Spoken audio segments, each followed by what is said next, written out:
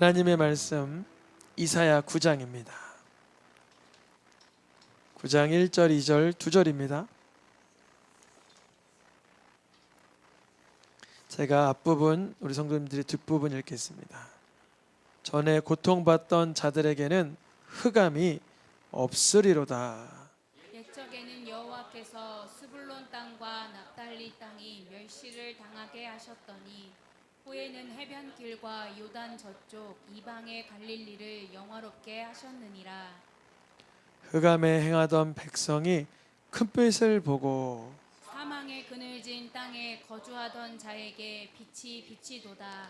아멘. 새생명교회는 2014년 이제 기도 모임 또 가정에서 예배드리면서 시작돼서 그 다음에 1년이 딱 됐을 때 2015년에 영국 선교에 대한 마음을 주셔서 성도님들 한 10분이 넘었나? 그랬을 거예요. 영국에 가서 한 열흘 정도 복음을 전하다가 거기에서 이스라엘에 대한 그런 계시의 눈을 열어주셔서 그 다음에인 그 2016년 2월에 이스라엘을 갈 수 있었습니다. 그래서 이스라엘을 가서 그때부터 그 현지 유대인 목사님, 그 러시아 쪽의 유대인 목사님이셔요. 그래서 목사님을 만나 뵙고 우리가 매해 이제 후원을 하겠다 이런 주님의 감동을 주셔서 16년, 17, 18, 19, 20, 21, 22, 23, 24, 25 한 10년 됐네요. 그래서 지난주에 송기호 목사님께서 이스라엘을 이제 이번 주 월요일 날 들어가셨습니다. 그래서 한 8명 정도, 영국이랑 이스라엘은 가까워요.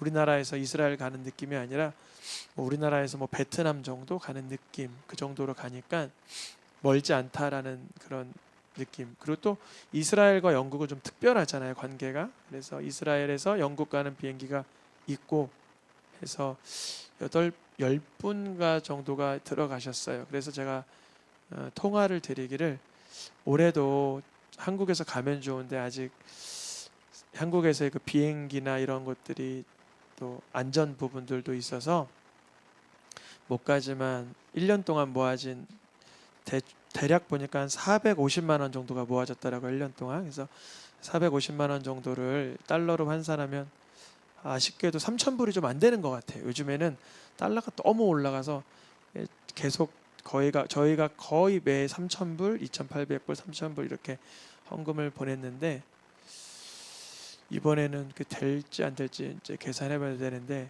선교 목사님께 여쭤봤어요. 나리아 목사님께 이제 송금을 하려고 하는데 어떻습니까? 그러니까 말씀하시길 저희도 이번에 선교여행 갈 때 그곳 유대인 교회 후원합니다 그러시는 거예요. 근데 여러분 왜 우리가 후원해야 되는지에 대해서 로마서가 말해주곤 있지만 왜 후원하는지 다시 말씀드리면 유대인들이 예수님을 믿는 순간 핍박이 너무 심해요. 근데 그게 예수님 당시에도 아주 심했거든요. 예수님 당시에는 출교를 해버렸는데 지금도 다르지가 않아요. 지금도 예수님을 믿으면 폭탄 테러를 당할 수도 있고요. 사회 속에서 조롱당하고 손가락질 당해요. 뭐 이게 2000년 동안 계속 반복된 일이고 오늘날도 마찬가지예요. 그래서 연락을 드렸어요. 나리아 목사님, 한국에 있는 새생명교회입니다. 이번에도 송기호 목사님 들어갈 때 같이 가고자 했는데 이제 비행기가 아직 안전이나 이런 부분이 마땅하지 않아서 못 들어가지만 내년에는 꼭 보고 싶습니다. 그랬어요. 그러니까 말씀하시기를 네, 좋습니다. 그러는 거예요. 그래서 혹시 지난해 제가 보내드렸던 그 계좌로 이렇게 보내려고 하는데 괜찮습니까? 확실히 괜찮습니다. 그러시는 거예요. 그래서 제가 팝하고 번역을 쓰다 보니까 그렇게 번역이 되는 거예요. 그분은 이제 친근한 의미로 당신은 나에게 잘 보낼 수 있습니다. 이런 의미로 보내주신 건데 번역이 확실히 보낼 수 있습니다. 이렇게 번역이 되는 거예요. 영어 잘하시는 분은 그거 다시 보면 그렇게 직역하면 안 되는 걸 아실 테지만 저는 잘 못해서 그렇게 번역을 받았고 알겠습니다. 다음 주 중에 이렇게 저희 1년 동안 모아진 예물을 후원하겠습니다. 그랬어요.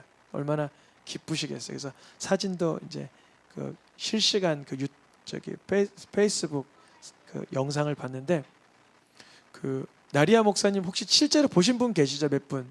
권사님들 몇 분은 보셨을 텐데 저희가 그때 한 7, 8년 전에 봤을 때는 빼짝 말르셨어요.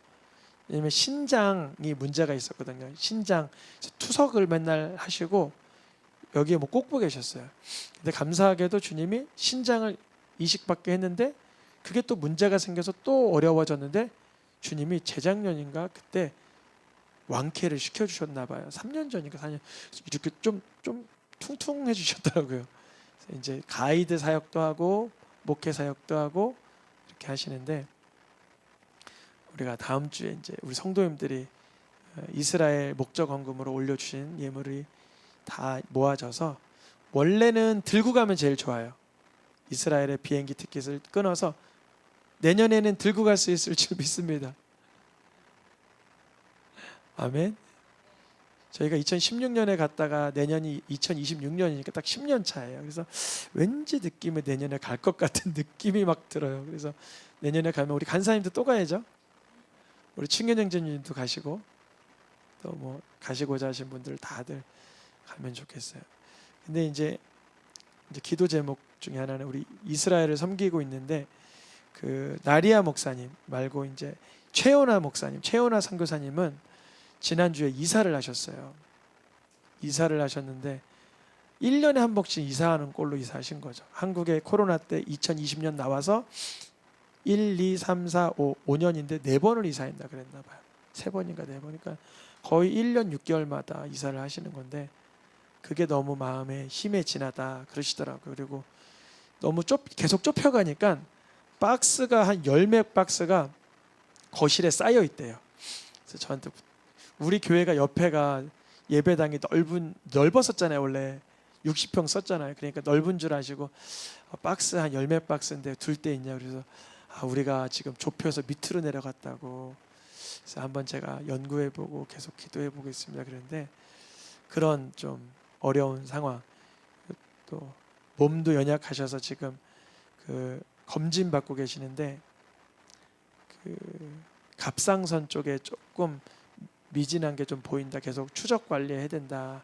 그게 암으로 이렇게 딱 판명된 건 아닌데 애매한 그런 양성 무슨 종양 뭐가 있어서 그걸 계속 추적 관찰해야 된다 그러시더라고요. 그래서 우리 성도님들 이 이스라엘 그림 볼 때마다 이스라엘 현지의 나리아 목사님 또 우리가 함께 동역하는 최연아 선교사님 위해서 같이 기도하면 좋겠습니다. 오늘 말씀에 보니까 9장 1절이 전에 이렇게 시작되는데요. 이걸 히브리어 원어로 보면 어떻게 시작되냐면 한글에선 빠진 부분이 있는데 그럼에도 불구하고 그러나 이런 접속사가 들어가 있어요. 우리 성경에는 없어요. 그러니까 이제 근데 없어도 뭐 문맥의 의미가 변하지 않으니까 삭제됐지만 첨가가 안 된 건데 계속적으로 원래는 그러나 그럼에도 불구하고라는 단어가 있다는 거죠. 그러면 우리가 지난 시간에 이사야 8장이 어떻게 끝났냐면 그 아하스라는 왕이 하나님께서 징조를 구해봐라 그랬더니까 아유 내가 무슨 하나님을 시험합니까? 징조 구할 필요 없어요 그랬어요. 근데 이거 여러분 다른 사람 얘기로 듣기보다 내 이야기로 들으면 좋겠어요. 여러분 기도하세요 라는 반응에 우리가 보통은 뭘 기도까지 해 요즘 그렇게 힘들진 않아 이럴 때 있지 않으세요? 같이 우리 금식합시다. 같이 우리 작정합시다. 같이 우리 철회합시다 하면 저 그 정도는 아니에요. 이럴 때 있지 않으세요? 일이 그렇게 터지진 않았어요. 아직 살 길이 마련돼 있어요. 저는요 경우의 수가 굉장히 많아요. 나한테 금식과 철야와 새벽기도나 작정기도, 서원기도까지 요구하는 건 너무하십니다. 이렇게 반응한 적 있지 않을까요? 우리가 그렇게 말은 그렇게 안 했지만 마음에 뭐 그렇게까지 기도할까라는 마음이 올라온다면 우리가 아하스랑 별다른 점이 없다라고도 볼 수 있어요. 아하스라는 남유다의 왕이 실질적으로 의존했던 것은 아수르의 국방력이에요. 우리는 무엇을 실제적으로 의존하고 있습니까? 나의 노하우, 나의 어떤 재산, 나의 건강, 나의 젊음, 나의 지능, 나의 인맥, 뭔가 이렇게 기대하는 게 많으면 하나님께 징조를 구하기보다 내가 믿고 있던 그것이 있기 때문에 여전히 하나님에 대한 간절함은 발생하지 않습니다. 하나님께서는 아하스가 징조 안 구한다 그러니까 강제적으로 주세요. 무슨 징조? 임마누엘의 징조를 주세요. 그리고 하나님이 함께 하실 거다. 어떠한 위기 가운데도 함께 하실 거다. 이런 징조를 주셨는데 아하스 왕은 그 이후로도 여전히 아스루 왕에게 뇌물을 갖다 바치고 예루살렘의 성전에 기물까지 갖다 바치면서 하나님 아닌 사람에게만 기대했을 때 이번에는 마알살렐 하스바스라는 징조를 아들의 이름으로 또 주셨죠. 그 내용은 뭐였어요? 아주 빠르게 노략된다 이런 뜻이었어요. 노략된다. 그러니까 기쁨의 소식은 아니었고 경고의 소식이었어요. 그래서 8장은 어떻게 끝났냐면 하나님이 강력한 심판으로 하나님을 의지하고 신뢰하지 않는 자는 징계하신다. 그럼에도 불구하고 징계하신다, 심판하신다, 진노하신다. 그러나로 시작되는 거예요. 9장 1절이 하나님은 하나님을 의지하지 않고 신뢰하지 않고 하나님을 향해서 기대하지 않았던 자들에 대하여서 징계하시나 고난을 주시나 징벌하시나 심판하시나 그럼에도 불구하고 고통을 받던 자들에게는 이제 뭐가 없으리로다? 흑암이 없으리로다. 그러니까 히브리서에서 말씀처럼 아버지가 사랑하는 자를 징계하여 채찍질할 때 근심할 필요가 없는 거예요. 우리의 삶 속에 우리 믿는 예수님을 그리스도로 믿는 자에게 위기가 발생하면 그거는 어두워지라는 문제가 아니라 하나님 앞에 돌이키라는 거예요. 더욱 신뢰하고 더욱 하나님을 의지하라는 하나님의 어떤 촉매자와 같은 일이에요. 그럼에도 불구하고 그러나 전에 하나님의 진노와 징계와 심판과 하나님의 형벌을 받던 자들에게 흑암이 없으리로다. 분명히 멸시를 당하게 했지만 다시 하나님은 영화롭게 하시느니라. 특별히 어느 지역을 언급하고 있냐면 소불론 땅과 납달리 땅 그곳에서 이 일이 일어날 거다 그래요. 거기가 어디냐면 우리나라는 서울이 좋아요, 뭐 경북이나 전남이 좋아요. 서울이 좋다고들 하죠. 뭐 저는 경북 전남을 무시하는 게 아니라 보통 사람들이 말하기를 난 수도권 특별히 서울 강남 뭐 이렇게 좋다고들 하잖아요. 이 당시 이스라엘 기준으로는 남유다가 좋은 땅이고 남유다 지역 중에 예루살렘이 좋은 땅인데 옛적에 여호와께서 스불론 땅 납달리 땅은 어디냐면 북쪽 사마리아 지역에 갈릴리 지역에 멸시받던 땅, 거기가 멸시받았고 외세의 세력이 가장 먼저 틈타는 곳이었어요. 외세가 들어오면 그곳을 스불론 땅과 납달리 땅을 짓밟고 들어오기 때문에 거기가 멸시를 당하고 괴로웠지만 이제 그 이방의 갈릴리 즉 사마리아 지역이 영화롭게 되는 날이 오는데 그날은 사람들이 무엇을 보는 날이래요? 빛을 보고 빛이 비춰지는 그날이라 그러는 거예요. 그리고 그게 인류 역사상 어떻게 실현이 됐는가 예언이라고 하는데 예언이면 성취가 돼야 되는데 이 사건이 바로 예수님께서 세례 요한이 복음을 전하다가 목 잘려 죽게 되었다는 소식을 듣고 남유다에 더 이상 머물 수가 없는 거예요. 왜냐하면 남유다에 머물렀다가 예수님이 제자화 시키기 전에 예수님도 먼저 잡히시면 안 되기 때문에 예수님은 갈릴리로 좀 표현이 그렇지만 도망가셨다가 물러나셨다가 더 그 어떠한 사람들의 그 그런 절정이 좀 사그러들 때쯤 다시 또 남유다로 내려오시려고 갈릴리로 물러가셨는데 그것이 단순히 인간적인 이유가 아니었다가 아니고 고향으로 와서 본인이 자라났던 나사렛 곳에 있다가 어디서 계속 활동을 하세요? 예수님은 가버나움에서 계속 활동을 하시는데 그 가버나움이 바로 방금 이사야에서 나타났던 스불론 땅과 납달리 땅이라는 거예요. 왜 거기에 가셨나? 예수님은 읽어보겠습니다. 선지자 이사야를 통하여 하신 말씀을 이루려 하심이라. 어떻게 써 있었어요? 스불론 땅과 납달리 땅과 요당 저편 해변길과 이방의 갈릴리여. 그곳의 백성들이 예전에는 멸시받던 땅, 인정받지 못했던 곳, 사람이 알아주지 않았던 곳, 조롱당했던 곳이었다면 이제 흑암 가운데 있던 자가 빛을 보고 사망 가운데 그늘 가운데 앉아있던 자가 빛이 비치게 되는 날이 올 것이라. 아멘. 이 말씀을 우리나라 2025년 오늘날 즉시로 대입을 하면 어떻게 비유할 수 있냐면 저 북한에 자기 병사들조차 돌아가기 싫어하는, 북한 사람이면 포로 수용, 포로 협약에 따라서 본국으로 돌아가면 제일 좋은데 자기 나라로 가기 싫대잖아요. 왜냐하면 자기 나라는 어디니까? 흑암이니까, 사망이니까, 그늘이니까 가기 싫다는 거예요. 그러나 하나님께서 이제 저 북한 땅에도 복음의 역사를 일으켜 주실 때 그들이 빛을 보고 빛을 비추게 받는, 하나님의 생명을 받는 기적이 일어나게 하실 줄 믿습니다. 그날 예수님이 갈릴리 지역을 오가시면서 복음을 전하고 치유를 나타내며 병든 자에게 기적을, 약한 자에게 회복을 주실 때 사람들의 기쁨은 얼마나 더했냐면 즐거움에 더했으니, 그 즐거움이 어느 정도의 즐거움이냐면 기드온 용사 300명이 수만 명의 미디안의 용사를 쳐부신 때와 같게 그 기쁨을 주실 것이다 라는 거예요. 우리가 추수할 때 뭐 흉년 들었으면 슬프겠지만 풍성한 때의 추수, 전쟁을 완승하여 탈취물을 나눌 때의 그 즐거움을 정도의 즐거움으로 표현을 해주는 거예요. 저 북한 땅에도 그러한 즐거움을 주님께서 복음으로 우리 때에 기적을 일으켜 주실 줄 믿습니다. 한 번은 기도하는데 이런 생각이 드는 거예요. 우리 때에 그 복음 통일을 안 주시려고 그러나? 저는 우리 여기 어린이들 10살 때 저는 당연히 내가 20살 넘고 30살 넘으면 총일이 돼서 군대 안 가겠지 생각했는데 훈련소를 2번이나 갔다 왔어요.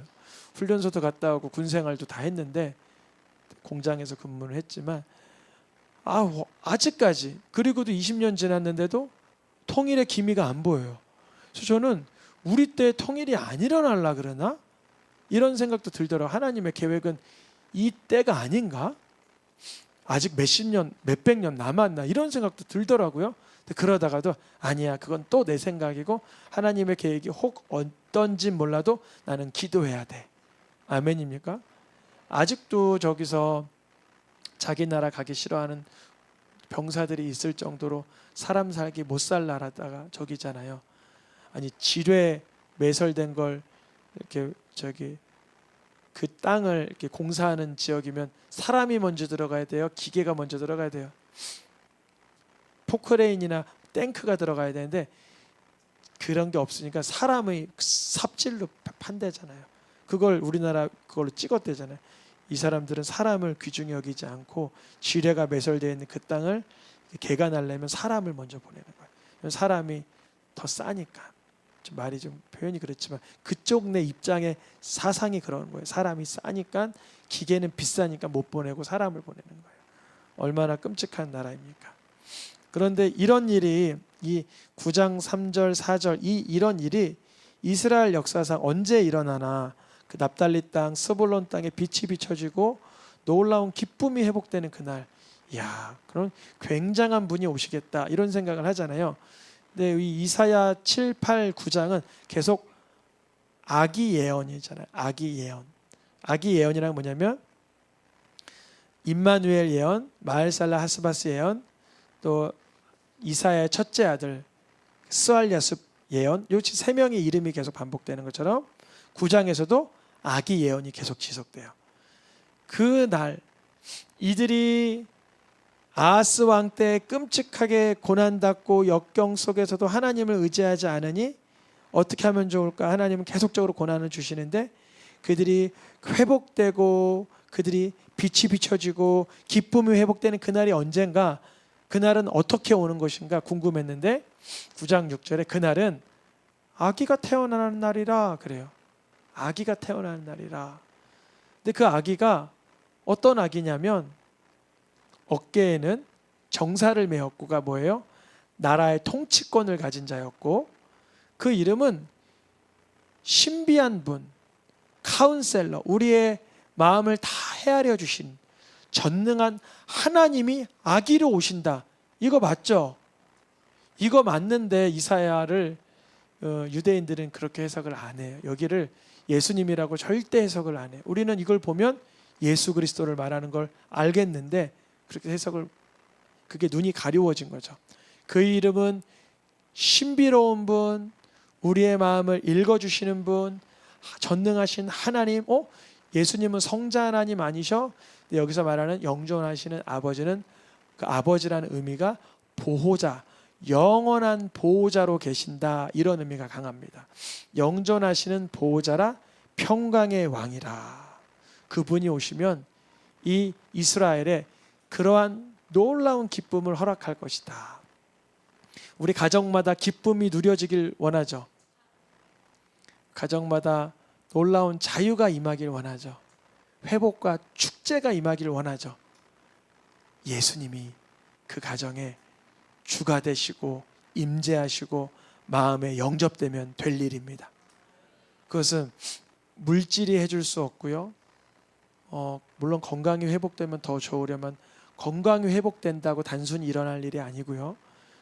돈이든 건강이든 우리의 어떠한 바램도 이러한 기쁨을 충족시켜 주지 못해요.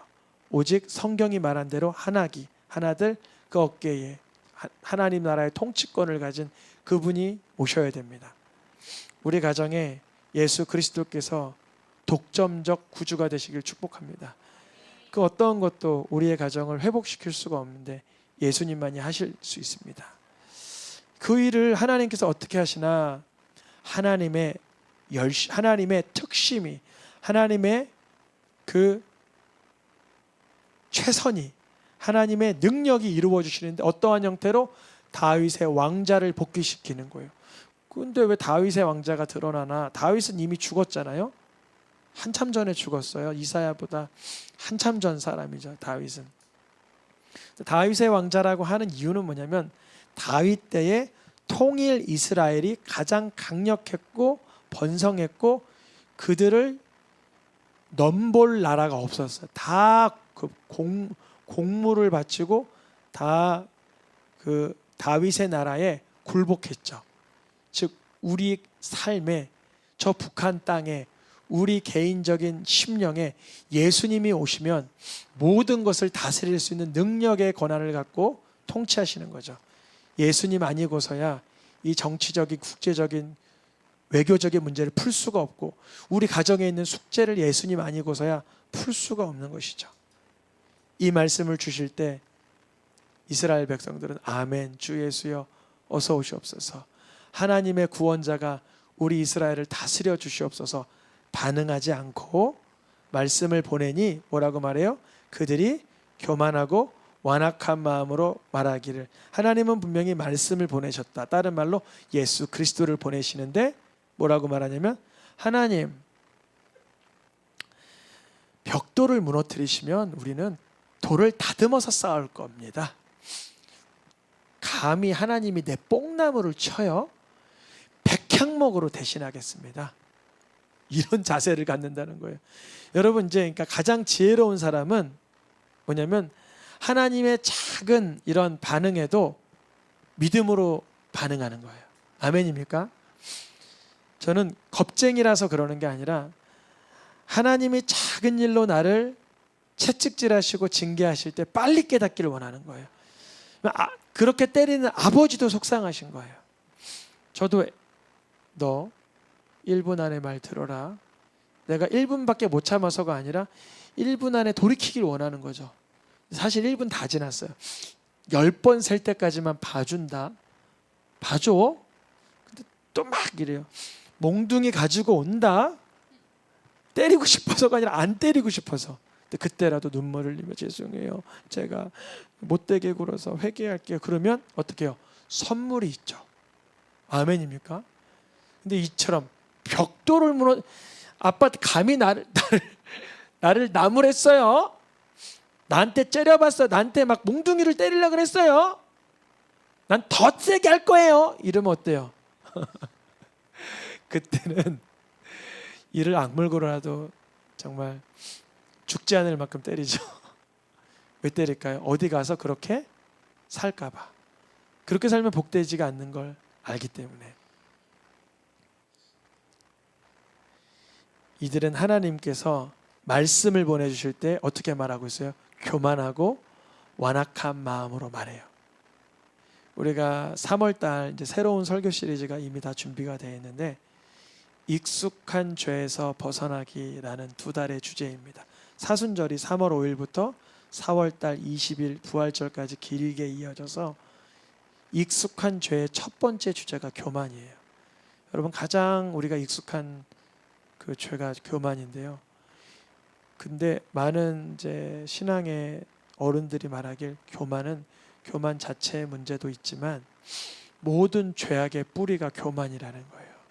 이 교만에서 해결되지 않으면 다른 죄들이 계속 그 고구마가 줄거리를 뻗치는 것처럼 계속 또 자라나온다는 거예요. 그래서 이 민족이 말씀 보내주신 하나님 앞에 겸손히 회개할 터인데 그러지 않고 나는 무너지나 쌌고 찍혔으나 대신할 것입니다. 그랬어요.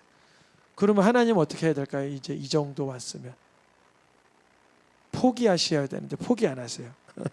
어떻게 하시냐면 여호와께서 다시 대적들을 일으키고 원수를 일으켜 또 치게 하고 또 격동시키는 거예요. 괘씸하고 고생하라고 그러시는 거예요? 살아있는 동안 회개하라고요.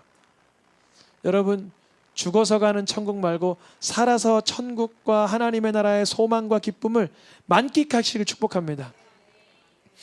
얼마나 기뻐요. 얼마나 감사해요. 숨을 쉴 수 있는 것 감사. 오늘 일용할 양식 주심에 감사. 마주 볼 수 있음에 감사. 언제까지 마주 볼 수 있는지는 우리는 몰라요.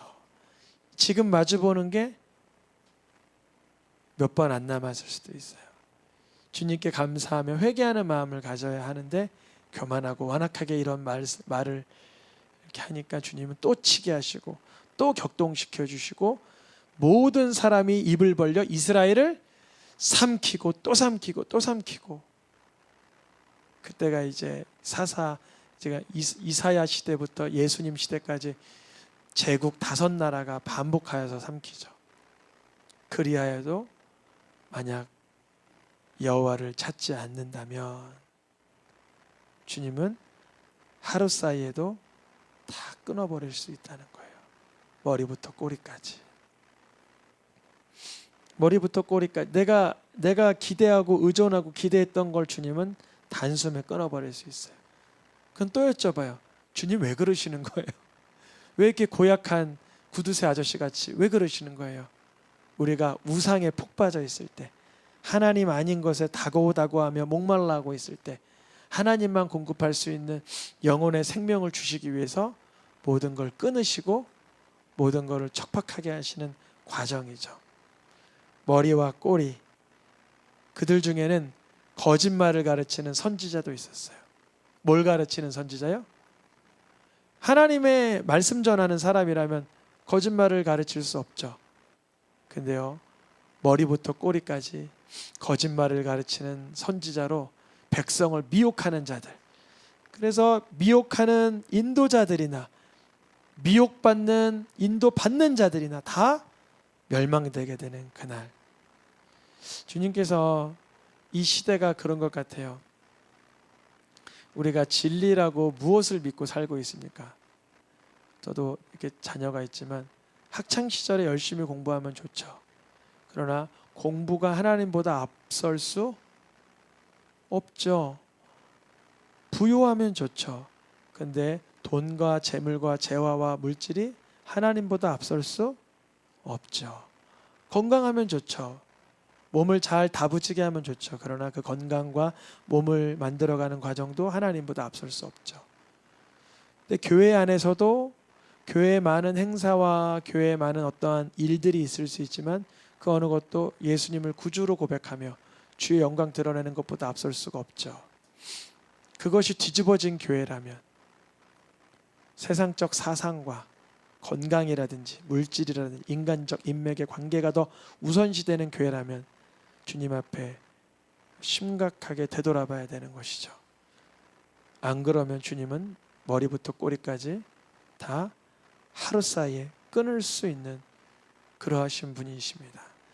우리 이사야를 통해서 오늘 우리에게 주신 말씀, 하나님께서는 어떻게 회복되기를 원하시나?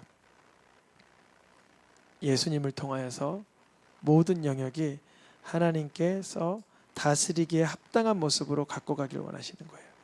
우리는 그러하기 싫을 때가 있어요. 완악하고 교만한 말로 계속 하나님이 기뻐하시는 방법보다 내가 원하는 성품이나 성격이나 성향으로 다루고 할 때가 있어요. 주님은 지지 않으세요. 우리를 사랑하시기 때문에 끝까지 우리 속에 있는 죄성과 우상을 끊어내시고 태워내시고 부서뜨리십니다. 우리 성도님들의 삶 속에 예수님께서 다윗의 왕자를 펼치시며 하나님의 열심히 이루어 주시는 그 능력을 누리시기를 축복합니다. 시간 함께 찬양하며 기도하겠습니다.